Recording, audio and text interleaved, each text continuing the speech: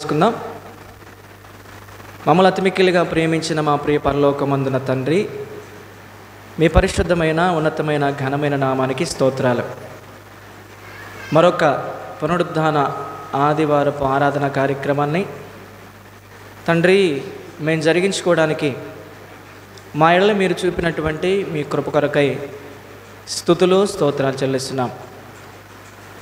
ఈ సమయంలో ప్రభువా, కొద్ది నిమిషాలు నాయన నీ మాటలని బిడ్డలకి జ్ఞాపకం చేయడానికి నీ పక్షాన నిలబడిన నేనైతే నిష్ప్రయోజకుడైన దాసుని ప్రభువా, ఏ జ్ఞానము లేనివాడిన ప్రభువా, నిలబడినటువంటి నేను జ్ఞానోపదర్శన చేయకుండా వాక్చాతుర్యంతో సత్యమునకు భిన్నమైనటువంటి బోధ చేసి నీ సత్యవాక్యమును కలిపి చెరిపేడి అనేకులలో ఒకడిగా నేనుండక నీ సత్యవాక్యమును సరిగా విడదీసి విభజించి మీ ప్రియులుగా మా ఆత్మీయ బిడలుగా సంఘమంతటికి సమాజం అంతటికి ప్రభువా అయా బుద్ధి కలుగునట్లు బోధ కలుగునట్లు మూసుకుపోయిన మనోనేత్రాలు వెలిగించబడే సత్యం గ్రహించినట్లుగా ఈ సత్యవాక్యాన్ని ఉపదేశించుటకు నీ వాక్శక్తిని ప్రభువా నీ దాసుడుగా మీరు నాకు అనుగ్రహించండి. కేవలం నాయన ఎదుటి వారికి బోధిస్తున్నటువంటి నేను బోధించి నేను భ్రష్టుణ్ణైపోకుండా నేను బోధించినటువంటి బోధ ప్రకారంగా బ్రతికి అనేకులకు బోధించుటకు నాయన నీవు కృప చూపించమని ప్రార్థిస్తున్నాను. నీ బోధ వింటున్నటువంటి నీ బిడ్డలందరూ కూడా తండ్రి, కేవలం నాయన 10 కొద్ది ప్రసంగాలు, 100 కొద్ది ప్రసంగాలు, 1000 కొద్ది ప్రసంగాలు విని విడిచిపెట్టి తమను తాము మోసపుచ్చుకొని నశించి నరకానికి పోయే వారిలో ఉండక విన్న ప్రతి వాక్య ప్రకారంగా జీవించి బండ మీద పునాది వేసి ఇల్లు కట్టిన బుద్ధిమంతుని పోలి ఉండేవారుగా నేను నిత్య జీవాన్ని స్వతంత్రించుకునేవారుగా ఉండకు సహాయం చేయమని ప్రత్యక్షంగా పరోక్షంగా ఎంతమంది అయితే నీ మాటలు వినడానికి ఆశ చూపుతున్నారో, ఆసక్తి కలిగి ఉన్నారో ప్రభా, దేవుని సంబంధి అయిన వాడు దేవుని మాట వినునని మీరు వాక్యంలో రాయించినట్లుగా ఎవరైతే నీ మాట వింటున్నారో ప్రభా, ఆ మాటలు ప్రభా నీ బిడ్డలను ఆలోచింపజేసి నీకును పరలోకానికి సమీపస్తులుగా చేసేవిగా ఉండకు సహాయం చేయమని నీ మాటలు ప్రభువా కొందరినైనా ఆలోచింపజేసేవిగా కొందరి మనసులైనా మార్చుకునే విధంగా ఉండకు సహాయం చేయమని యేసు నామమున ఈ ప్రార్థన మీకు సమర్పించి అడిగి వేడుకొని ప్రార్థించుకొనుచున్నాము తండ్రి, ఆమేన్. మరొకసారి కుడి వచ్చిన దేవుని పిల్లైన మీ అందరికీ నా వందనాలు తెలియజేస్తున్నాను ప్రియులారా.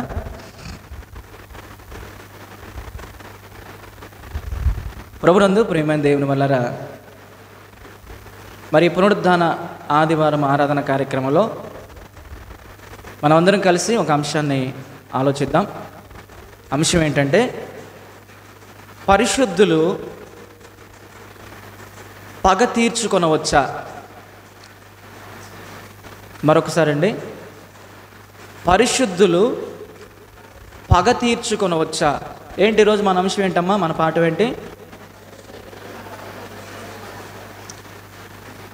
ఒకసారి మీ చేతిలో ఉన్నటువంటి పరిశుద్ధ గ్రంథమైన బైబిల్ తెరిచి మన అంశానికి మూలవాక్యంగా ఒక వాక్యం చదువుకుందాం. చూడండి, అపోస్తలుడైన పౌలు గారు రోమాలో ఉన్నటువంటి సంఘానికి రాస్తున్నటువంటి పత్రిక, రోమా పత్రిక 12వ అధ్యాయము 19 నుంచి 21 వచనం వరకు చదువుకుందాం. అపోస్తలుడైన పౌలు గారు రోమా అనే పట్టణంలో ఉన్నటువంటి క్రీస్తు సంఘానికి ఆయన రాస్తున్నటువంటి పత్రిక ఇది. రోమా పత్రిక 12వ అధ్యాయము 19 నుంచి 21 వరకు చదవమ్మా నయమే. ప్రియులారా, మీకు మీరే పగ తీర్చుకొనక దేవుని ఉగ్రతకు చోటియుడి. పగ తీర్చుట నా పని, నేనే ప్రతిఫలమిత్తును అని ప్రభువు చెప్పుచున్నాడని రాయబడి ఉన్నది. కాబట్టి నీ శత్రువు ఆకలిగొని ఉంటే అతనికి భోజనము పెట్టుము, దప్పిగొని ఉంటే దాహమిమ్ము, అలాగు చేయుట వలన అతని తల మీద నిప్పులు కుప్పగా పోయుదువు. కీడు వలన జయింపబడక మేలు చేత కీడు వలన జయింపబడక మేలు చేత కీడును జయించుము అన్నాడు ప్రియమైన దేవుని వలన. ఇక్కడ పౌలు గారు రోమా పట్టణంలో ఉన్న క్రీస్తు సంఘానికి పత్రిక రాస్తూ చాలా మంచి సంగతులు తెలియజేస్తున్నాడు. ప్రియులారా, అపోస్తలుడైనటువంటి పౌలు గారు రోమాలో ఉన్నటువంటి క్రీస్తు సంఘానికి అనగా పరిశుద్ధులకు రాస్తున్నటువంటి పత్రిక ఇది. ఎవరికి రాస్తున్నాడు పత్రిక? పరిశుద్ధులైనటువంటి వారికి రాస్తున్నటువంటి పత్రిక పౌలు గారు ఇది. ఏమండి, రోమపత్రిక 1వ అధ్యాయం 1వ వాక్యం చూడండి. అసలు ఈ పత్రిక ఎవరికి రాస్తున్నాడో అక్కడ మనకి అర్థమవుతుంది. పౌలు గారు రోమాలో ఉన్నటువంటి వారికి రాస్తున్నటువంటి పత్రిక అసలు ఎవరికి రాస్తున్నాడని చెప్పాను మీకంటే, క్రీస్తు సంఘానికి అనగా పరిశుద్ధులకు రాస్తున్నాడని చెప్పాను కదా. దానికి ఆధారంగా రోమపత్రిక 1వ అధ్యాయము 1వ వాక్యం చదువుకుందాం. యేసుక్రీస్తు దాసుడును అపోస్తలుడుగా ఉండుటకు పిలువబడిన వారును దేవుని స్వార్థ నిమిత్తము ప్రత్యేకింపబడిన వాడును అయిన పౌలు. చూడండి ప్రియులారా, రోమాలో ఉన్న దేవుని ప్రియులైన వారందరికీ అనగా దేవునికి ప్రియులైన వారికి అంటే దేవునికి ప్రియులైన వారు ఎవరు అనగా దేవునికి ప్రియులైన వారు ఎవరో అనగా ఎవరు వాళ్ళు అంటే పరిశుద్ధులుగా ఉండుటకు. ఎలా ఉండుటకు? పరిశుద్ధులుగా ఉండుటకు. పాపులుగా కాదు, అపవిత్రులుగా కాదు, దుష్టులుగా దుర్మార్గులుగా ఉండుటకు కాదు మనం పిలువబడింది. పరిశుద్ధులుగా ఉండుటకు పిలువబడిన వారికి శుభమని చెప్పి రాయినది అన్నాడు ప్రియమైన దేవుని వల్ల. కాబట్టి అపోస్తలుడైనటువంటి పౌలు గారు రోమాలో ఉన్నటువంటి క్రీస్తు సంఘానికి ఆయన పత్రిక రాస్తున్నాడు. ఎవరికైనా ఈ పత్రిక రాస్తున్నావు అంటే ఆయన చెప్తున్నాడు, ఇదిగో పరిశుద్ధులుగా ఉండుటకు పిలువబడిన వారికి నేను రాస్తున్నాను, పరిశుద్ధులకు రాస్తున్నాను నేను ఇది. పరిశుద్ధులు అంటే ఎవరు చెప్పండి? పరిశుద్ధులు అంటే ఎవరు? పాపం చేయని వారే పరిశుద్ధులు కదా. పరిశుద్ధులుగా ఉండుటకు పిలువబడిన వారికి పౌలు గారు ఈ పత్రిక రాస్తూ అంటున్నాడు. ఏమంటున్నాడు? పైన పరిశుద్ధులుగా ఉండుటకు పిలువబడిన వారికి శుభమని రాస్తూ ఏమని రాస్తున్నాడు? 12, 19, 21లో పరిశుద్ధులకు ఏమని రాస్తున్నాడు? ప్రియులారా, మీకు మీరే పగ తీర్చుకొనక దేవుని ఉగ్రతకు చోటు ఇవ్వండి. రోమాలో ఉన్న క్రీస్తు సంఘమా, రోమాలో ఉన్నటువంటి క్రీస్తు స్వరక్తము చేత కడగబడి పవిత్రపరచబడి పరిశుద్ధపరచబడి ప్రత్యేకించబడినటువంటి వారులారా, పరిశుద్ధులారా, ప్రియులారా, మీకు మీరే పగ తీర్చుకొనక దేవుని ఉగ్రతకు చోటివ్వండి. పగ తీర్చుట నా పని, నేనే ప్రతిఫలమిత్తును అని ప్రభువు చెప్పుచున్నాడని ద్వితీయోపదేశకాండము 32, 35లో ధర్మశాస్త్రములో మోషేతో రాయించలేదా? మీకు తెలియదా ఈ వాక్యం? రాయబడి ఉంది కదా. మోషే గారి చేత దేవుడు రాయించినటువంటి ధర్మశాస్త్రంలో పగ తీర్చుట నా పని, ప్రతిఫలం ఇచ్చేది నేనని దేవుడు ప్రభు రాసి ఉండలేదా? ద్వితీయోపదేశకాండము 32వ అధ్యాయము 35వ వాక్యం. ద్వితీయోపదేశకాండము 32వ అధ్యాయం 35వ వచనం ఒకసారి చదవండి తల్లి.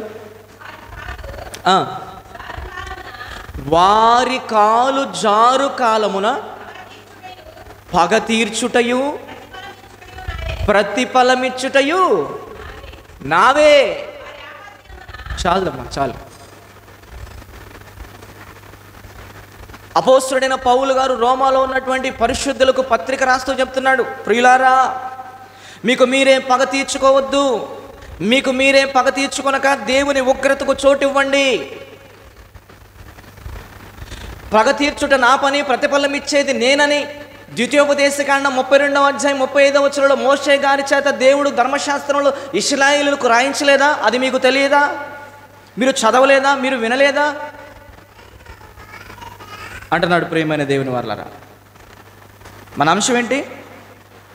పరిశుద్ధులు పగ తీర్చుకొనవచ్చా? చాలా మంచి పాఠం, చాలా మంచి మాటలు. రోమపత్రిక 12:19 ప్రియులారా మీకు మీరే పగ తీర్చుకొనక, అంటే సంఘములో ఏదో జరిగింది. ఎక్కడ జరిగింది? రోమాలో ఉన్నటువంటి క్రీస్తు సంఘములో, ఆ పరిశుద్ధుల గుంపులో ఏదో జరిగింది. ఒకరి మీద ఒకరు శత్రుత్వం పెంచుకోవడం కావచ్చు, ఒకరి మీద ఒకరు పగ తీర్చుకునే కార్యక్రమాలు చేసుకోవడం కావచ్చు. ఇలాంటివి చూసినటువంటి పౌలు గారు ప్రియులారా పత్రిక రాస్తున్నాడు వారికి ఏమని? ప్రియులారా మీకు మీరే పగ తీర్చుకోవద్దు, పగ పెట్టుకోవద్దు, పగ తీర్చుకోవద్దు, పగ పెట్టుకోవద్దు, పగ తీర్చుకోవద్దు. ఏమంటున్నాడు దేవుడు అంటే, ఆ పౌలు గారు, దేవుని ఉగ్రతకు మీరు చోటివ్వండి అయ్యా. మీకు మీరే పగలు తీర్చుకొని మీరు జైళ్ళు పాలైపోయి మీరు నశించి నరకానికి పోవడం నాకు ఇష్టం లేదు. నేనున్నాను కదా, నేనున్నాను రా.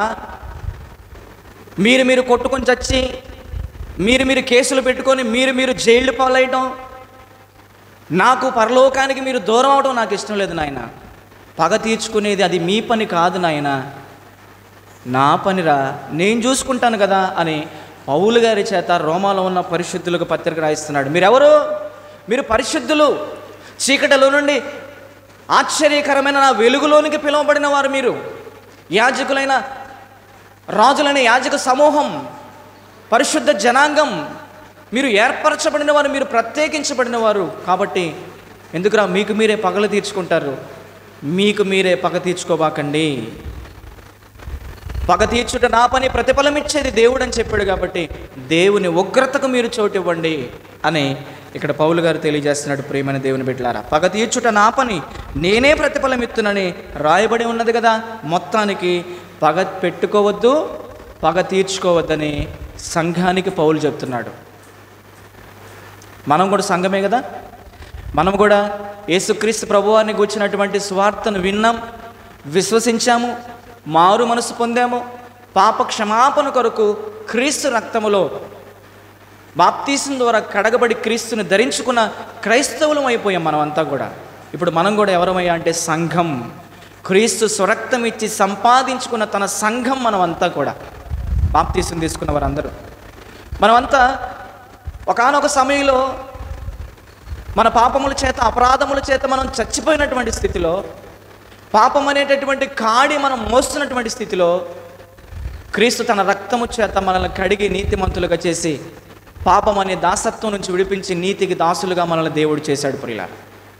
కాబట్టి మనం ఎవరయ్యా అంటే ఇప్పుడు పరిశుద్ధులము. కాబట్టి ఈ పరిశుద్ధులకు చెప్తున్నాడు పౌలు గారు, పగ తీర్చుకొనుట మీ పని కాదు, పగ తీర్చుకొనుట అది దేవుని పని. మీకు మీరే పగ తీర్చుకొనవద్దు, దేవుని ఉగ్రతకు మీరు చోటివ్వండి. దేవుడు కూడా అంటున్నాడు కదా, పగ తీర్చుట నా పని, ప్రతిఫలం ఇచ్చేది నేను అని. కాబట్టి ప్రియులారా, పగ తీర్చడం, పగ పెట్టుకోవడం అది మన పని కాదు. పగ తీర్చుకొనివాడు, దానికి ప్రతిఫలం ఇచ్చేవాడు సర్వలోకాలను సృష్టించినటువంటి సృష్టికర్త అయినటువంటి దేవుడే. అందుకే పౌలు గారు ఈ పత్రికలో జ్ఞాపకం చేస్తున్నాడు. అసలు మనుషులు పగ ఎందుకు పెట్టుకుంటారు? ఏమా, మనుషులు పగ లేదా పగలు ఎందుకు పెట్టుకుంటారు? నన్ను 10 మందిలో అంత మాట అంటాడా? నన్ను 10 మంది మధ్యలో నన్ను అంత మాట అంటాడా? అలా నన్ను అవమానపరుస్తాడా? నా ఆస్తిని దోచుకుంటాడా? నా మీదకి లేస్తాడా అని ప్రియులారా, చాలామంది ఈరోజు పగలు పెట్టుకోవడం అనేది మనం చూస్తాం. పగలు పెట్టుకుంటూ ఆ పగలతో, ప్రతీకారాలతో, కక్షలతో, ద్వేషాలతో రగిలిపోతున్నారు ఈరోజు చాలామంది. ఏమండి ప్రియులారా, ఈ రోజుల్లో మనం చూసినట్లయితే చాలామంది తమ కుటుంబాల్లో కూడా ప్రియులారా మనం ఆలోచన చేసినప్పుడు తమ కుటుంబాల్లో కూడా మనం ఆలోచన చేసినప్పుడు ప్రియులారా, చాలామంది ఒక భార్య ఒక భర్త మీద పగ పెట్టుకుంటుంది, ఒక భర్త ఒక భార్య మీద పగ పెట్టుకుంటున్నాడు. తండ్రి గర్భాన్న పుట్టినటువంటి పేగుబంధం అంటారు కదా దాన్ని, రక్తబంధం అంటారు కదా దాన్ని. ఒక తండ్రి గర్భవాసముల నుంచి వచ్చినటువంటి ఇరువురు అన్నదమ్ముల మధ్య ఈరోజు పగలు, మాటలు లేవు. అక్క చెల్లెమ్మల మధ్య పగలు, మాటలు లేవు. తోటి రక్త సంబంధికుల మధ్య పగలు, మాటలు లేవు. ఈరోజు బంధుమిత్రుల మధ్య, స్నేహితుల మధ్య, శ్రేయోభిలాషుల మధ్య ఈరోజు పగలతో ప్రియులారా రగిలిపోతున్నారు ఈరోజు చాలామంది. ఏమండి, ఒక విషయం మనం గమనించాలి. లోకంలో ఉన్నప్పుడు పగలతో, ప్రతీకారాలతో, ద్వేషాలతో, అసూయలతో, కలహాలతో, మత్సరాలతో, కోపాలతో, కక్షలతో రగిలిపోయారు. కానీ ఆ పాత రోత జీవితం అంతా కూడా క్రీస్తు రక్తములో మనం సమాధి చేసేసాం కదా, పరిశుద్ధులుగా మనం తీర్చబడ్డాం కదా. క్రీస్తు నందున్నవాడు నూతన సృష్టి, పాతవి గతించెను, ఇదిగో సమస్తము. ఏది క్రొత్తదనం? లోకంలో ఉన్నప్పుడు అవే పగలు, లోకములో నుండి వేరు చేయబడి సంఘములోనికి వచ్చి పరిశుద్ధుల గుంపులో కొనసాగుతున్నా కూడా కొందరిలో అవే పగలు, అవే ప్రతీకారాలతో ఈరోజు రగిలిపోతున్నారు. ప్రేమ దేవుని బిడ్డలారా, లోకస్తుల్లో ఈ పగలు, ప్రతీకారాలు ఉన్నాయి అనుకుంటే మనం ఆశ్చర్యపడాల్సిన అవసరం లేదు. కారణం ఏంటయ్యా అంటే వారికి దేవుడంటే తెలియదు, దేవుని దివ్యమైనటువంటి వాక్యము వారికి తెలియదు. అమలారా, మనకి దేవుడెవరో తెలుసు, దేవుని దివ్యమైనటువంటి వాక్యము, ఆ వాక్యానికి ఉన్నటువంటి శక్తి అది ఎంత గొప్పదో కూడా మనకు తెలుసు. కానీ ఈరోజు క్రైస్తవుల మధ్యలోనే పగలు, ప్రతీకారాలు, ద్వేషాలతో రగిలిపోతున్నారు. ఒక క్రైస్తవుడి మధ్య పగ, ఒక విశ్వాసి మధ్యలో పగ, ఒక భక్తురాలి మధ్యలో పగ, కుటుంబాలలో చూస్తే పగలు. ఏమండి, ఈరోజు పగలు దేశాలు కూడా దాటిపోయిన తెలుసా? దేశాల మధ్యలో పగలు, రాష్ట్రాల మధ్యలో పగలు. ఏమండి, ఈరోజు గ్రామాలలో కూడా వచ్చేసినాయి పగలు.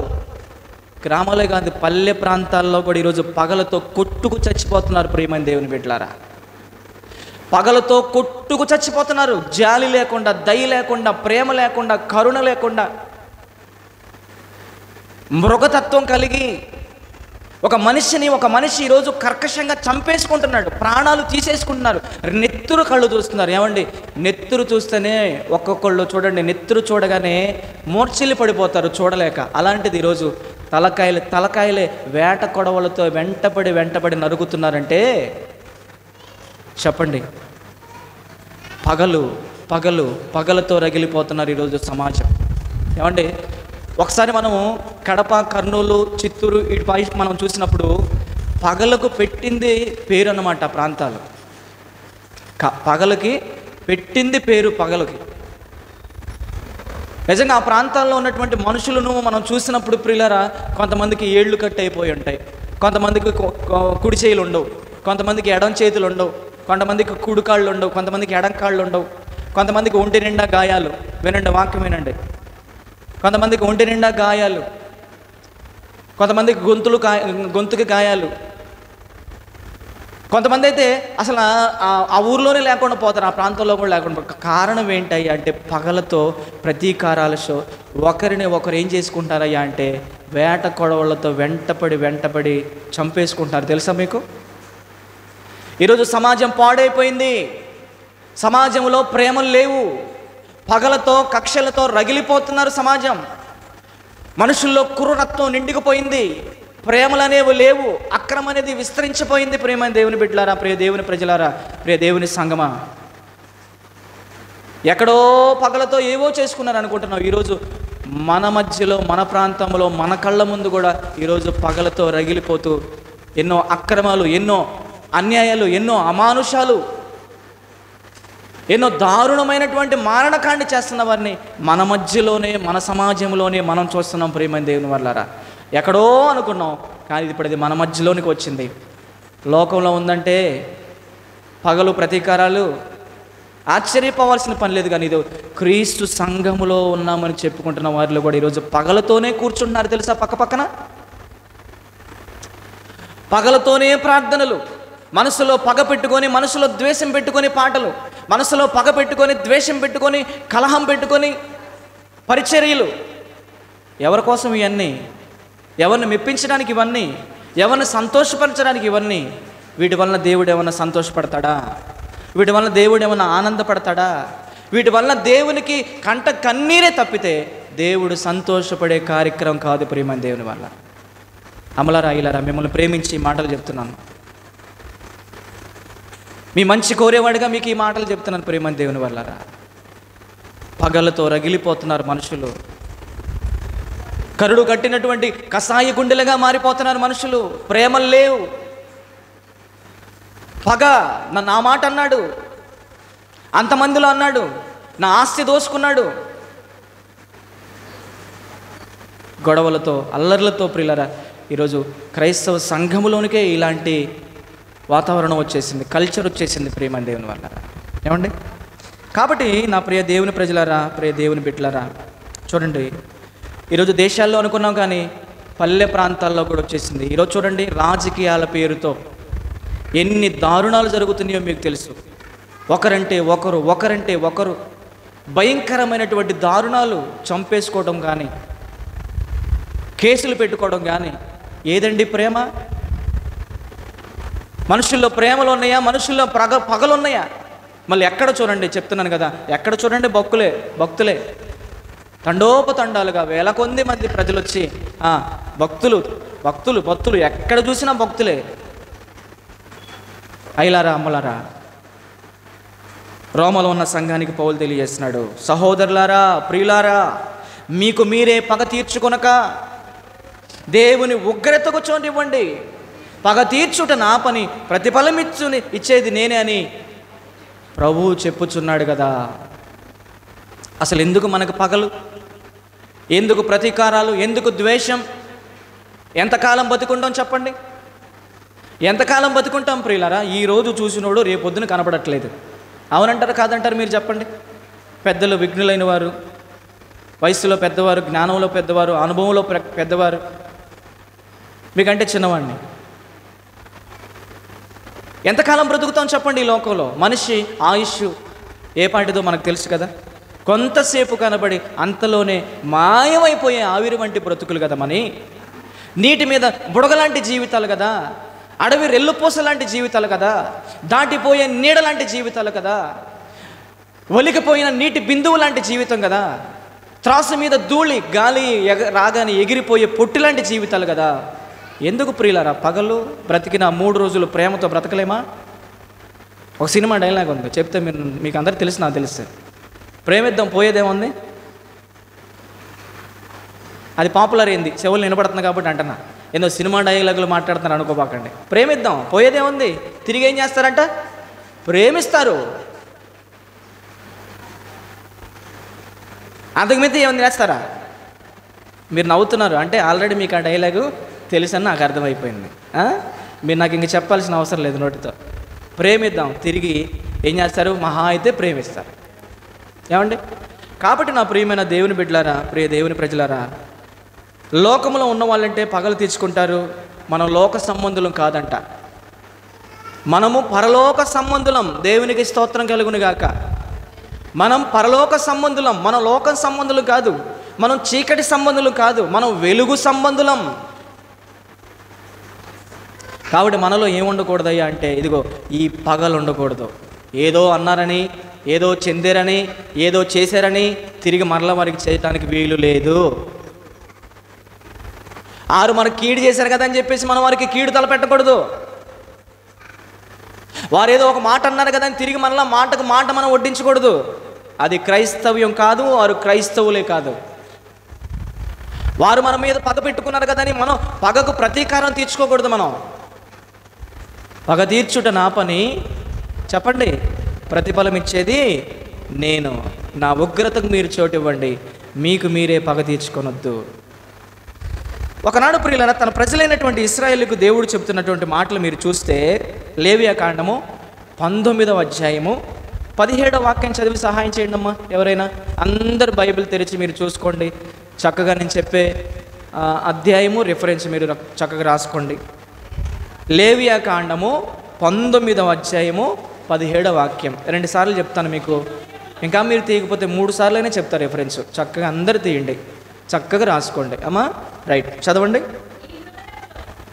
నీ హృదయములో మీ సహోదరుడి మీద పగపట్టండి, పగపట్టండి. నీ హృదయములో నీ సహోదరుడి మీద పగ పెట్టుకో, పగ పెంచుకో, పగతో రగిలిపో, కక్షతో రగిలిపో, ద్వేషంతో రగిలిపో అన్నాడు ఆ దేవుడు. తన ప్రజలైనటువంటి ఇశ్రాయేలీయులకి మోషే ద్వారా ధర్మశాస్త్రాన్ని వారికి రాయిస్తూ అంటున్నాడు, ఓ ఇశ్రాయేలు వినమో, నీ సహోదరుని మీద లేదా నీ హృదయములో నీ సహోదరుడి మీద పగ పట్టకూడదు. బా ఏం మాట అండి, వండర్ఫుల్ అండి. నిజంగా దేవుని వాక్యం చాలా గొప్పది. ఒకసారి గట్టిగా క్లాప్స్ కొట్టి దేవుని స్తోత్రం చెల్లిద్దాం. ఎంత గొప్ప వాక్యం అండి, నిజంగా ఎంత మంచి మాటలు ప్రియులారా. సమాజాన్ని సంస్కరించే మాటలు, సమాజాన్ని వెలిగించేటటువంటి మాటలు ప్రియులారా. ఇవి ఎక్కడ దొరక, మనకి ఒక్క బైబిల్ గ్రంథంలోనే మనకు దొరుకుతాయి. నీ హృదయములో నీ సహోదరుని మీద పగ పట్టకూడదు, పగ పట్టకూడదు. నా పిల్లలు కదయ్యా మీరు, నా పిల్లలు కదయ్యా, నేను పిలుచుకున్నవారు కదయ్యా, నేను ఏర్పాటు చేసుకున్నవారు కదయ్యా. ఐగుప్తిలో ఫరో చేతి కింద ఆ ఇబ్బంది కొలిమిలో మీరు మ్రగ్గిపోతూ ఉన్నప్పుడు వారి యొక్క ఇత్తడి తలుపులను, ఇడప గడియలను విరగొట్టి మీరు కోరుకున్న రేవుకు నేను చేర్చాను కదా. మీరు నా పిల్లలు కదయ్యా, మీరు మీ సహోదరుల మీద పగలు పెట్టుకుంటే ఎట్నాయనా? పగలు పెట్టుకోవద్దు. నీ హృదయంలో నీ సహోదరుని మీద పగ పట్టకూడదు, పగ పట్టకూడదు. మీరు నా పిల్లలు, మీరు నా పిల్లలు కాబట్టి ఎవరి మీద మీరు పగలు పెట్టుకోవద్దు. మీ హృదయంలో పగ పెంచుకోవద్దు. అతను నీ సహోదరుడు. ఎవరంట? అతడు నీ సహోదరుడు. ప్రియులారా, ఇప్పుడు సంఘంలో ఉన్న వాళ్ళందరూ కూడా ఎవరు చెప్పండి మనకి? క్రీస్తు సంఘంలో ఉన్న మనం అందరం కూడా ఎవరో చెప్పాలి. ఎవరమ్మా? సహోదరి సహోదరి మనులం. దేవుడు మనకు తండ్రి అయితే మనం అందరం ఆయనకి పిల్లలం, అక్క చెల్లెలము, అన్న తమ్ముళ్ళం మనమంతా. అంతకు మించితే వరుసలు చెప్పండి. మామ, అల్లుడు, అత్తయ్య. సంఘములు కాదు, బయట సంఘములు అన్ని వరుసలు ఏంటయ్యా అంటే సహోదరి సహోదరుడు. ఇప్పుడు మన సంఘంలో ఉన్న మనం అందరం సహోదరి మనులవే కదా. ఆరోడు ఇశ్రాయేలు అనేటువంటి తన ప్రజలకి దేవుడు చెప్పాడు, నీ హృదయములో నీ సహోదరుడి మీద పగ పట్టకూడదు అని ఆ రోజు చెప్పాడు కదా. మరి ఈరోజు సంఘంలో ఉన్న మనం అందరూ కూడా సహోదరి మనులము. ఆదామనే మన ఆది తండ్రి అయినటువంటి ఆయన ఉదరములో నుంచి వచ్చిన మనం అందరం సహోదరులము. అంటే ఒకే ఉదరములో నుంచి వచ్చిన మనం అందరం కూడా ఏం చేయాలి? ఒకరి మీద ఒకరు పగలు పెట్టుకోవాలి, ఒకరు ద్వేషించుకోవాలి. ఒకే సంఘములో ఉంటాము, మనకే పడకుండా ఉంటాము, మన మధ్యలోనే ప్రేమలు లేకుండా ప్రతీకారాలతో బ్రతుకుతాము. విశ్వాసికి పడదు, పాస్టర్కి పడదు, సంఘ పెద్దకి పడదు. మళ్ళీ అందరూ అదే సంఘంలో పెద్దలు, అదే సంఘంలో విశ్వాసులు, అదే సంఘంలో సేవకులు. కానీ ఒకరంటే ఒకరు పడదు, ప్రేమ ఉండదు, పగ, ప్రతీకారం. నీ సహోదరుడి మీద పగ పట్టకూడదు. నీ హృదయంలో నీ సహోదరుడి మీద పగ ఉండకూడదు. ఈరోజు ఒకే సంఘంలో ఉన్నాం మనమంతా, మన మధ్యలో పగలకి ఉండకూడదు. అందరిలో ఏముండాలి చెప్పండి? ఏముండాలి? మొట్టమొదట ప్రేమ, 2 క్షమ, 3 ఐక్యత. ఇవి లోపించినప్పుడే సంఘంలో సమస్యలు, కలతలు. ఎవరో ఏదన్నారు, ఎల్లయ్యో ఏ పుల్లమ్మో అందని చెప్పేసి సంఘాన్ని విడిచిపెట్టిపోతున్నారు చాలామంది. సంఘం విలువ తెలుసా నీకు? సంఘం అంటే క్రీస్తు శరీరం, ఆ శరీరములో నువ్వు అవయవానివి. అంటే క్రీస్తు శరీరం అనే సంఘములో అవయవంగా నేను ఎత్తుకున్నానయ్యా, తెగిపోతా అంటే చచ్చిపోతావు ఆత్మీయంగా. చెట్టుకు కొమ్మ వేరైతే ఏమవుతుంది చెప్పండి? చెట్టుకి కొమ్మ వేరైతే ఏమైపోతుంది? ఒక గంట బతికిద్ది, తర్వాత చచ్చి కూర్చుంటుంది. సంఘము చెట్టు లాంటిది. ఆ చెట్టులో మనం అంతా కొమ్మలుగా కలిసి ఉండాలి. ద్రాక్ష తీగను నేను, ద్రాక్ష వల్లిని నేను, తీగలు మీరు. నాలో మీరు అందరూ కలిసి ఉంటేనే మీరు ఫలిస్తారు. ఫలింపని ప్రతి తీగ నరకబడి అగ్నిలో వేయబడుతుంది, అంతే. కాబట్టి నా ప్రియమైన దేవుని సంగమా, దేవుని బిడ్డలారా, ఉందా మనలో ప్రేమ? ఏమండి, ఉందా? విశ్వాసి మధ్యలో ప్రేమ ఉందా? ఒకే సంఘంలో ఉన్నటువంటి పెద్దల మధ్యలో ప్రేమ ఉందా? ఉంటే సంఘం బాగుపడుతుంది. గట్టిగా దేవుని స్తోత్రం చెల్లించాలి. దేవుని స్తోత్రం కలుగును గాక. లేకపోతే ఇక ఈ సంఘం ఇలానే పతనం అయిపోతుంది. ఎంత రెవరెండ్ వచ్చినా, ఎంత బిషప్ వచ్చినా ఎవరూ బాగు చేయలేడు. మార్పు అనేది ముందు ఎవరిలో రావాలి? వాళ్ళు మారలేదు, వీళ్ళు మారలేదు కాదు, నువ్వు మారాలి, నేను మారాలి. మార్పు అనేది నా దగ్గర మొదలవ్వాలి, మార్పు అనేది నీ దగ్గర మొదలవ్వాలి. అప్పుడు సంఘములో మార్పు వచ్చింది. కాబట్టి నా ప్రియమైన సహోదరులారా, దేవుని బిడ్డలారా, పరిశుద్ధులారా, ఒకళ్ళు బాగుపడుతుంటే ఒకళ్ళు ఓర్చుకోలేనటువంటి పరిస్థితి కూడా మనం చూస్తాం మన కళ్ళ ముందు. యవనస్తుల మధ్య పగలు, కుటుంబాల మధ్య పగలు, బంధువుల మధ్య పగలు. ఏమండి, ఆఖరికి ఒకే తండ్రి కడుపును పుట్టినటువంటి ఇద్దరు, చెప్పాను కదా, కుమారుల మధ్య పగలతో ఈరోజు మాట్లాడుకోండి. కుమార్తెల మధ్య పగలు ఈరోజు మాటలు లేవు. ఎందుకండి పగలు? ఏం సాధించాలని? ఆ పగతో నరకం తప్పితే మనకు పరలోకం రాదు. సరే, పగ పెట్టుకోవడం వల్ల దేవుడు నాకు పరలోకం ఇస్తాడు అనుకుంటే మనం అందరం పగలు పెట్టుకుందాం. నా మీద మీరు, మీ మీద నేను, మనం అందరం పగలతో, ద్వేషాలతో చక్కగా ఆనందంగా రగిలిపోదాం. ఎందుకు? పగలు పెట్టుకుంటారా నేను మీకు పరలోకం ఇస్తానని దేవుడు చెప్తే. నీ హృదయములో నీ సహోదరుడి మీద పగ పెట్టుకొనకూడదు, పగ పెట్టుకొనకూడదు. అప్పుడప్పుడు అంటూ ఉంటారు, ఏమంటా ఉంటారు చెప్పండి? తాసుపాము పగ పట్టిద్దండి, అంతే కదన్నా ప్రభుదయన్న? ఏం పట్టిద్దంట? తాసుపాము పగపట్టిద్దండి. అది పగపట్టిందంటే ఎవరి మీద పగపట్టిందో వారిని చంపలేకపోతే, దానివల్ల చేత కాకపోతే దానికి తలకాయ రోడ్డుకో బండకో కొట్టుకొని చచ్చిపోయిద్దండి. అంత పగండి పాము. పాము పగపట్టిద్దో పట్టదో నాకు తెలియదు, కానీ పగపట్టేది మాత్రం మనిషే. ఎవరు పడతారు? మనిషి. నిలువెల్ల ఘోరపు విషమేనయ్యా, మనిషిగా పుట్టిన సర్పాన్నయ్యా. నిలువెల్ల ఘోరపు విషమేనయ్యా, మనిషిగా పుట్టిన సర్పాన్నయ్యా. పాపం కడిగావులే, విషము విరిచావులే. పాపం కడిగావులే, విషము విరిచావులే. నన్ను మనిషిగా ఇలా నీవు మలిచావులే. నన్ను మనిషిగా ఇలా నీవు మలిచావులే. ఏమండి, నిలువెల్ల ఘోరపు విషమే, మరి మనిషి రూపంలో పుట్టిన సర్పాన్నయ్యా. సర్పానికి విషం ఎక్కడ ఉంటుంది చెప్పండి? అయ్యలారా, అమ్మలారా, సర్పానికి విషం ఎక్కడ ఉంటుంది? తలలో ఉంటుంది. ఆ తలలోది కూరల్లో నుంచి బయటకు వచ్చింది కదా, కూరల్లో ఉంటుంది. కానీ మనిషి అంట నిలువెల్ల ఘోరపు విషమేనంట. రోమపత్రికలో నా మాట కనపడుతుంది. నిలువెల్ల విషమే మనిషి. విషముతో నిండుకుపోయాడు మనిషి. ఏమండి,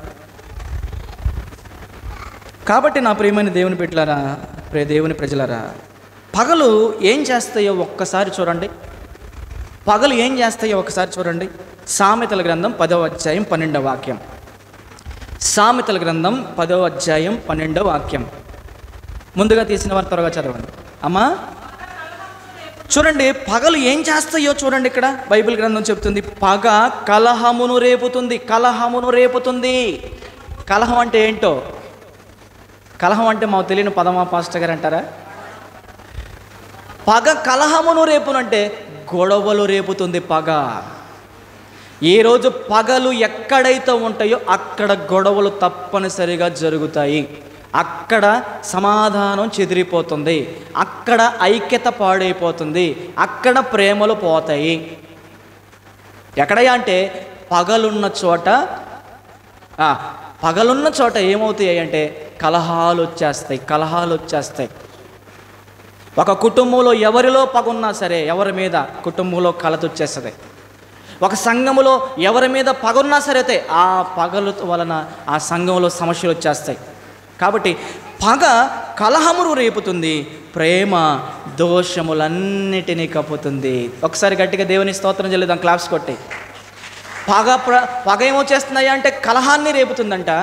ప్రేమ అయితే ఏం చేస్తుందయ్యా అంటే దోషములన్నిటినీ కప్పుతుంది. పగలు కలహము రేపుతుంది, ప్రేమ ఉంటే దోషములన్నిటినీ కప్పుతుందంట. మనం అందుకే పరిశుద్ధులమైన మనం ప్రేమ కలిగి ఉండాలి, కానీ ఒకరి మీద ఒకరు పగలు పెంచుకోకూడదు. పగలున్న చోట గొడవలు ఉంటాయి, ప్రేమలు ఉండవు. ఏమండి, ఎవరు పగలు పెట్టుకుంటారో ఒకసారి నేను మీకు చూపిస్తాను. చూడండి, ఎవరు పగలు పెట్టుకుంటారంటే ప్రియులారా, బైబిల్ గ్రంథంలో చాలా సందర్భాలు ఉన్నాయి. ఒక యోసేపు గారి మీద తన మంచిగా బ్రతుకుతుంటే చూడలేక అసూయతో తన అన్నలు ఏం చేశారంటే తన మీద పగపట్టిరి అని రాయబడింది బైబిల్లో. ఏమండి, పగపట్టిరి. యోప్తా మీద అక్కడున్న జనులు కూడా పగపట్టిరి అని కూడా రాయబడింది. ఏమండి, ఇంకా మనం బైబిల్ గ్రంథంలో చూసే చాలా సందర్భాలు ఉన్నాయి. అసలు మనుషులు ఎందుకు పగపడతారయ్యా అని మనం ఆలోచన చేస్తే ఒక సందర్భం బైబిల్లో రాయబడింది. ఆమోసు గ్రంథం 5వ అధ్యాయం 10వ వాక్యం. అమ్మా చూడండి అమ్మా, ముగించుకుందాం త్వరలోనే. ఆమోసు గ్రంథం 5వ అధ్యాయం 10వ వాక్యం. ఎవరు పగలు పెట్టుకుంటారు చూడండి. అయితే ఆమోసు గ్రంథం 5వ అధ్యాయం 10వ వాక్యం. పేజీ నంబర్ చెప్పండి, ఇంకా కొంతమంది తిరిగేస్తూ ఉన్నారు పేజీలు. అమ్మా 757 పేజీ, పాత నిబంధనలో ఉంటుంది.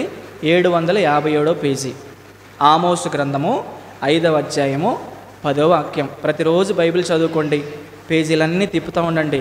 అప్పుడు ఏ అధ్యాయం, ఏ వచనం, ఏ పుస్తకం దేని తర్వాత ఉందో మనకు అప్పుడు తెలుస్తాయి. వెరీ గుడ్, చదువమ్మా. అయితే గుమ్మములలో నిలిచి బుద్ధి చెప్పు వారి మీద జనులు పగపడతారంట. అయ్యా అలా మాట్లాడకూడదని చెప్పామనుకో, అలా చూడకూడదయ్యా అని చెప్పామనుకో, అలాంటి తప్పుడు పనులు చేయొద్దయ్యా అని చెప్పామనుకో, అలాగా అన్యాయపు తీర్పులు తీర్చొద్దయ్యా అని చెప్పామనుకో, అలాగా పొరుగు వారి కష్టాన్ని దోచుకోకూడదయ్యా అని చెప్పామనుకో, జనులు ఏం పడతారంట మన మీద? బైబిల్లో ఉందా, నేను చెప్పానా? ఏంది మీ ముఖాల్లో నాకేందో ఆనందం కనపట్ల, నేనేమో ఇంత సంతోషంగా చెబుతున్న వాక్యాన్ని. పులకరించిపోవాలి దేవుడు వాక్యం ఏంటంటే మన హృదయాలు. అయితే గుమ్మములలో నిలిచి బుద్ధి చెప్పు వారి మీద జనులు ఏం పడతారమ్మా? ఏం పడతారు? పగపడతారు. అంటే మంచి చెప్పేటటువంటి వారి మీద జనులు పగపడతారంట. మంచి చెప్పేవారి మీద జనులు పగడతారు, తప్పుని తప్పుగా చెప్పేవారి మీద జనులు పగపడతారు. మీకు ఒక సందర్భం చెప్పనా? బైబిల్లో హేరోదియ సందర్భం మీకుంది, తెలుసు కదా. హేరోదియ సందర్భం మీకు తెలుసు.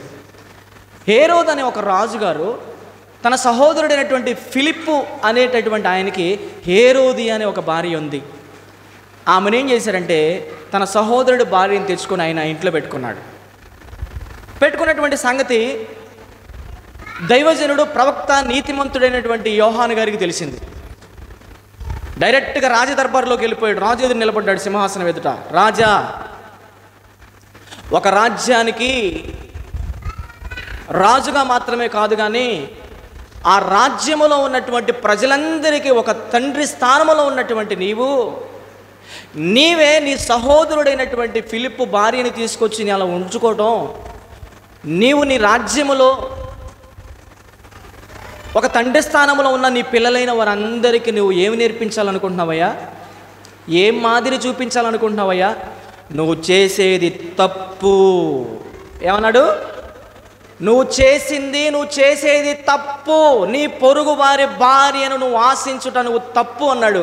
వెంటనే రాజుగారు పగబట్టాలా, భార్య పగబట్టాలా? చెప్పండి అమ్మా. ఆ మాట అందరు రాజుగారిని కదా. రాజుగారు పగబట్టాలా యోహాను గారి మీద, దైవజనుడి మీద? ఆయన ఉంచుకున్నటువంటి ఆమె పగబట్టాలా? రాజుగారికి భయం వచ్చింది. యోహాను అంటే ప్రవక్త, నీతిమంతుడు, దైవజనుడు అని యోహాను గురించి ఆయనకి తెలుసు. హేరోదు రాజుగారికి ఆయనకు భయమే ఈయనంటే. ఆయన ఎలాగైనా తప్పిద్దామని చూశారంట పాపం జైల్లో నుంచి. కానీ పగబట్టింది ఎవరయ్యా అంటే ఇదిగో ఈ స్త్రీ పగబట్టింది. ఈ స్త్రీ. చదవండి ఆ మాట, చదవండి. బైబిల్లో ఉన్న మాట అది. మార్కు సువార్త 6:17 వచనం. మార్కు సువార్త 6:17 వచనం. అమ్మ, మీ అందరికీ అర్థమవుతుందా వాక్యం? రైట్, చదవండి. మార్కు సువార్త 6:17 వాక్యం చదవండి. హేరోదు తన సహోదరుడకు ఫిలిప్పు భార్య అయిన హేరోదియాని పెళ్లి చేసుకొనినందున యోహాను, చాలు ఆమె అతని మీద పగపట్టిందనే మాట కావాలి నాకు, లేట్ అవుద్ది మళ్ళీ. ఎన్నో వచ్చినాం? 19వ వచనం చదవండి అమ్మ. 19వ వచనం చదవండి. హేరోదియా యోహాను మీద ఏం పట్టిందంట? పగబట్టిందంట. ప్రియమైన దేవుని వల్లరా. ఎందుకమ్మా హేరోదియా నీకు పగ? ఏం మంచి పని చేసావని నీకు పగ? ఏం మంచి పని చేసావని నీకు పగ? నువ్వు చేసే పని తప్పని, అది న్యాయం కాదు వాక్య ప్రకారం కానీ దైవజనుడు వచ్చి చెప్తే దైవజనుడి మీద పగ పెట్టింది. చివరికి ఏం చేసిందో తెలుసా? దైవజనుడి మెడ మీద తలకాయ లేకుండా చేసిందండి. అమ్మో, పగబడితే ఇలా ఉంటుందా? ఎంత ఘోరంగా ఉంటుందా? ఏమండి, ఆ పళ్ళెంలో యోహాను గారు తల కొట్టించి తీసుకొస్తుంటే ఎలా తీసుకుందో ఆ మహాతల్లి. అది గుండెరా అంటారు చాలామంది. ఏం గుండె అసలుకి అది? నెత్తురు చూస్తే మూర్చలు పడిపోయా మనం ఎక్కడ? తలకాయ కొట్టి తలకాయ ఆ పళ్ళెంలో పెట్టుకొని తీసుకొస్తున్నారు అంతే. అమ్మగారికి తీసుకొచ్చి ఇచ్చారు అంతే. తలకాయ యోహాను గారు తల, నీతిమంతుడైన దైవజనుడైన యోహాను తల కొట్టించేసింది పగతో. ఎందుకు పగ కొట్టించిందయ్యా అంటే, తల కొట్టించిందయ్యా అంటే మంచి చెప్పినందుకు, మీరు చేసేది తప్పయ్యా అని చెప్పినందుకు. ఇప్పుడు ఆ వాక్యం చదవండి, ఆమోసు గ్రంథంలో మీకు ఈజీగా అర్థమైపోద్ది. అయితే గుమ్మములలో నిలబడి దైవ సేవకులు ప్రజలకు బుద్ధి చెప్పు వారి మీద జనులు పగలు పెంచుకుంటారు, ద్వేషాలు పెంచుకుంటారు. తప్పనిసరిగా పెంచుకోండి. చివరికి ఎక్కడికి పోతాం మనం పెంచుకుంటే? హేరోదే ఎక్కడికి పోయిందో అక్కడికే పోతాం. హేరోదే పరలోకానికి పోయిందా, నరకానికి పోయిందా? ఎవరైనా చెప్తారా? హేరోదే పరలోకానికి పోయిందా, నరకానికి పోయిందా? నరకానికే పోయిద్ది, 100% అంతే. కాబట్టి నా ప్రియమైన దైవ జనాంగమా, దేవుని ప్రజలారా, పరిశుద్ధ గ్రంథాన్ని మనం జాగ్రత్తగా ఆలోచించగలిగితే, ఏమండి, పగ తీర్చుకున్నట్టు అది మన పని కాదమ్మా. పగ తీర్చుకోవటం మన పని కాదు, అది దేవుని పని. మరి మన పని కాదు పగ తీర్చుకోవటం అంటున్నావు కదా పాస్టర్ గారు, మరి మా పని ఏంటయ్యా అంటారేమో. మీ పని కానీ మన పని కానీ ఏంటయ్యా అంటే ప్రేమించడమే. దాని అంకులు మురిసిపోయి నవ్వుతున్నాడు చక్కగా. చాలా ఆనందంగా ఉన్నాయి ఆయనకి ఈ మాటలు. పగ తీర్చుకున్నట్టు అది మన పని కాదు, అది దేవుని పని. అది మన పని ఏంటయ్యా అంటే ప్రియులారా, ఒకటే, ప్రేమించటమే మన పని. ఆ వ్యక్తి కొత్త ప్రార్థన చేయటమే మన పని. అర్థమైందమ్మా? ఆ వ్యక్తి ఆకలి కొనుంటే ఆకలి తీర్చడమే మన పని, దాహం కొనుంటే దాహం తీర్చడమే మన పని, వస్త్రహీనుడిగా ఉంటే వస్త్రాలు ఇవ్వడమే మన పని, ఆ శత్రువుకి మన ఇంటికి పిలిచి భోజనం పెట్టడమే మన పని. మిమ్మల్ని ఒక ప్రశ్న అడుగుతున్నా, మీకు ఎవరైనా శత్రువులు ఉంటే ఎప్పుడైనా ఆ శత్రువుని మీ ఇంటికి పిలిచి చక్కగా కూర్చోబెట్టి ఫ్యాన్ వేసి మంచి రుచి కలిగిన భోజన పదార్థాలు మేము వండి పెట్టాము ఆ శత్రువుగానే వాళ్ళు చేయి చూపిండి.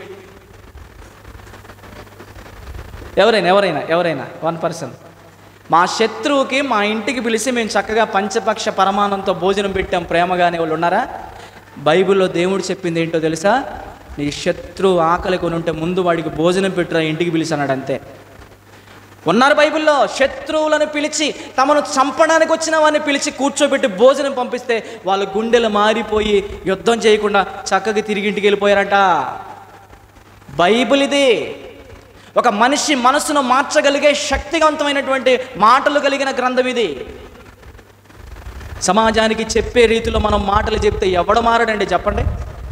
కరుడు గట్టిన కసాయి కుండెలు ఆ రోజు మారిపోయి కరిగిపోయి ప్రభు పాదాల దగ్గర పడిపోయినాయి. గట్టిగా దేవుని స్తోత్రం చెల్లుదాం, క్లాప్స్ కొడతాం. అంత విలువైనటువంటి మాటలు ఇవి. ఏమండి, ముగించుకుందాం. కాబట్టి ప్రియులారా, దేవుని పిల్లలైన వారు పగ తీర్చుకోవడానికి అవకాశం వచ్చినా అవకాశం తీర్చుకోలేదు. బైబిల్లో చాలామంది పగ తీర్చుకోవడానికి అవకాశం వచ్చినా కూడా వారు ప్రియులారా పగ తీర్చుకోలేదు. తెలుసా మీకు? Very good. దావీదు గారు సౌలు గారి మీద పగ తీర్చుకోవడానికి ఎంగేది ఆ గుహలో అవకాశం వచ్చింది, కానీ అభిషేకించబడినటువంటి సౌలుని చంపడానికి ఏమాత్రం కూడా ఇష్టపడలేదు. అవకాశం ఉంది, సౌలుని దావీదు చంపడానికి అవకాశం ఉంది. అసలు దావీదు తలుచుకుంటే సౌలు ఎంతటి వాడు చెప్పండి? నీటి బిందువు లాంటి వాడు. ఒకానొక సమయంలో ప్రియులరా 6 మూల జాలినటువంటి గొలియాతు విసురుతున్న సవాలుకి భయపడి టెంట్లో ఉన్నాడు రాజుగారు, ఇంట్లో భయపడి. అలాంటి వాడిని మట్టి కరిపించిన వాడు ఈ దావీదు అనేటటువంటి వ్యక్తి. దావీదు కత్తి పట్టి యుద్ధ రంగములో లేదా కథన రంగములో దిగాడంటే 10,000 తలలు తెగి అవతల పడాల్సిందే. అంతటి గొప్ప యుద్ధ నైపుణ్యం కలిగిన వీరుడు, సూర్యుడు, ధీరుడు అంతే. అలాంటి దావీదు తలుచుకుంటే ఈ సౌలు అనేవాడు ఎంతటి వాడు? కానీ అతడు దేవుని చేత అభిషేకించబడిన వాడని చెప్పి, అయ్యో దేవుడు అభిషేకించిన వాడిని నేను ముట్టను అని చెప్పేసి తన వస్త్రపు చింగు మాత్రమే కోసుకొని బయటకు వచ్చాడు. చెప్పిన విషయం వెంటనే రాజంతటి వాడు ఏడుస్తాడు. తెలుసా మీకు? చంపడానికి అవకాశం ఉన్నా, పగ తీర్చుకోవడానికి అవకాశం ఉన్నా పగ తీర్చుకున్న భక్తులు ఎక్కడా? పగలతో, ప్రతీకారాలతో, కక్షలతో రగిలిపోయేటటువంటి ఈరోజు సమాజం ఎక్కడ కదా? ముగించేస్తాను ఇంకా చివరి మాటలు. కాబట్టి నా ప్రియులారా, నా దేవుని ప్రజలారా, మిమ్మల్ని ప్రేమించి మీ మంచి కోరి మీ భవిష్యత్తు బాగుండాలని, ఇలాంటి బ్యాడ్ హ్యాబిట్స్ అనేవి మీలో మనలో ఏమి ఉండకూడదని దేవుని వాక్యాన్ని ఆధారం చేసుకుని మాటలు చెప్తున్నాను తప్పితే నాకెవరి మీద పగలేదు. నీకు ఒక విషయం చెప్పనా? నా మీద పగున్నవాడిని కూడా నేను ప్రేమిస్తాను, మీకు తెలియదు ఆ సంగతి. నా మీద ద్వేషం పెట్టుకున్న వాడికి నేను ఎక్కువ సహాయం చేస్తాను, మీకు తెలియదు. నా నాశనాన్ని కోరుకున్న వాడినే నేను వాడి మేలు కోరుకుంటాను, మీకు తెలియదు నా సంగతి. అలా నేను బ్రతుకుతున్నాను కాబట్టి చావు దెబ్బ తగిలినా సరే నన్ను దేవుడు ఈరోజు మీ ముందు సజీవుడిగా నిలబెట్టాడు. దేవునికి స్తోత్రం కలిగిన గాక. ఈ రోజుకి నాకు ఆదరణ కూడికి కూడా అయిపోయేది నాకు మన జరిగిన యాక్సిడెంట్ దెబ్బకే. బ్రతికిచ్చాడు ఆయన కొరకు అనేకులు బ్రతికించడానికి, బ్రతకడానికి. బ్రతుకుతా. కాబట్టి నా ప్రియమైన దేవుని బిడ్డలారా, నా సహోదరులారా, నా సహోదరిమణులారా, దావీదు గారికి అవకాశం వచ్చింది చంపడానికి, కానీ ప్రియులారా చంపలేదు. చూడండి, పగ తీర్చుకొనుట నా పని, ప్రతిఫలం ఇచ్చేది నేననే ఆ వాక్యము ప్రియులారా దావీదు గారి మదిలో తిరుగుతుంది. అందుకే దావీదు నా ఇష్టానుసారుడైన మనుషుడు, నా ఉద్దేశములను నెరవేర్చేవాడని ఓరకనే అనలా దేవుడు. దావీదు నా ఇష్టానుసారుడైన మనుషుడు, నా ఉద్దేశాలు నెరవేర్చేవాడు. ఎందుకంటే నా ధర్మశాస్త్ర వాక్య విధులన్నీ కూడా నెరవేర్చినటువంటి వాడు, నన్ను పరిచిన నా కుమారుడు. దావీదు తన తరము వారికి సేవ చేసి నిద్రించి తన పితరుల యొద్దకు చేరాడంట. ప్రియులారా, పగ తీర్చుకునే అవకాశం ఉన్నా పగ తీర్చుకొనని భక్తుడు దావీదు. పగ తీర్చుకుని పతనమైపోయింది హేరోదియ. ఇంకా ఎందరో పగ తీర్చుకొని పతనమైపోయిన వాళ్ళు చాలామంది ఉన్నారు. ప్రియులారా, అమ్మా, అయ్యలారా, నా తమ్ముళ్ళారా, నా చెల్లెమ్మలారా, అక్కలారా, అన్నలారా, నా తండ్రులారా, తల్లులారా, దేవుని బిడ్డలారా, పగ తీర్చుకొనుట మన పని కాదు, అది దేవుని పని. ఎన్ని అంటారో అననివ్వండి, ఎన్ని చేస్తారో చేయనివ్వండి, ఎన్ని యుద్ధాలు మన మీద ప్రకటిస్తారో ప్రకటించనివ్వండి, ఎన్ని మాటలు మన గురించి ఇతరులకు చెబుతారో చెప్పనివ్వండి, ఎంత కీడు తలపెడతారో మనకు అంత కీడు తలపెట్టనివ్వండి. నువ్వు చేసిందే నీ నెత్తి మీదకి వచ్చేసింది, అంతే. నువ్వేం చేస్తావు అదే నీ నెత్తి మీదకి వచ్చింది. ఎవరు ఎన్ని చేసినా సరే ఎలా ఉండాలి మనం? అయ్యా, పగ తీర్చుకొనుట నీ పని నాయన, ప్రతిఫలం ఇచ్చేది నువ్వు నాయన. నేనే పాటి వాడిని, ఏ పాటి దానని ప్రభా, వారిని నీకు అప్పగిస్తున్నానయ్యా. వారి కొరకు నేను ప్రార్థన చేస్తున్నాను నాయన, వారి బ్రతుకులు మార్చయ్యా అని ఎప్పుడైతే ఇలాంటి మనసు మనకు వస్తుందో ప్రియులరా, పరలోకములో ఉన్న మన కన్న తండ్రి మురిసిపోతాడు తెలుసా. పరవశించి, పరలోకంలో దేవుడు పరవశించిపోతాడు మనం ఇలాంటి స్థితిలో ఉన్నప్పుడు. పగలేమన్నా గొప్ప అది? నా మీద మీరు, మీ మీద నేను, మనం అందరం కలిసి మరొకరి మీద పగ పెట్టుకోవడం అది గొప్ప? అది గొప్పలా ఫీల్ అయిపోతున్నారు చాలామంది. తప్పండి. మీ సేవకునిగా తప్పుగా మీకు చెప్తున్నాను, అది తప్పు, అది మనకి ఉండకూడదు. ఒక్క సందర్భం చదవండి, ప్రార్థన చేస్తాను. ఒక్క సందర్భం చదవండి.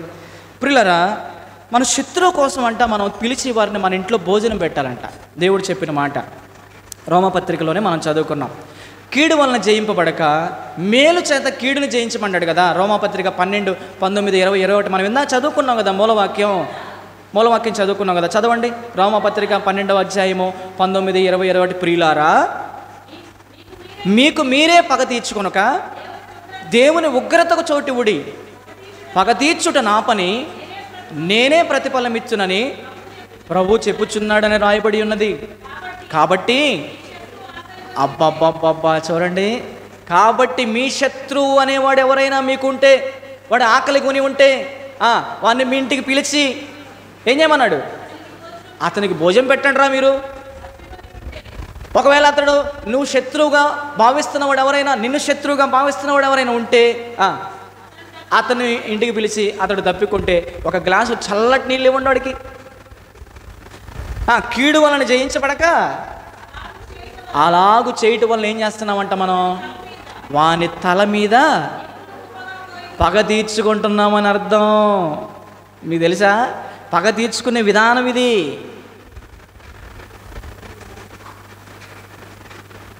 మీ శత్రువు ఆకలి కొని ఉంటే వారికి ఇంటికి పిలిచి మీరు వాడికి భోజనం పెట్టినప్పుడు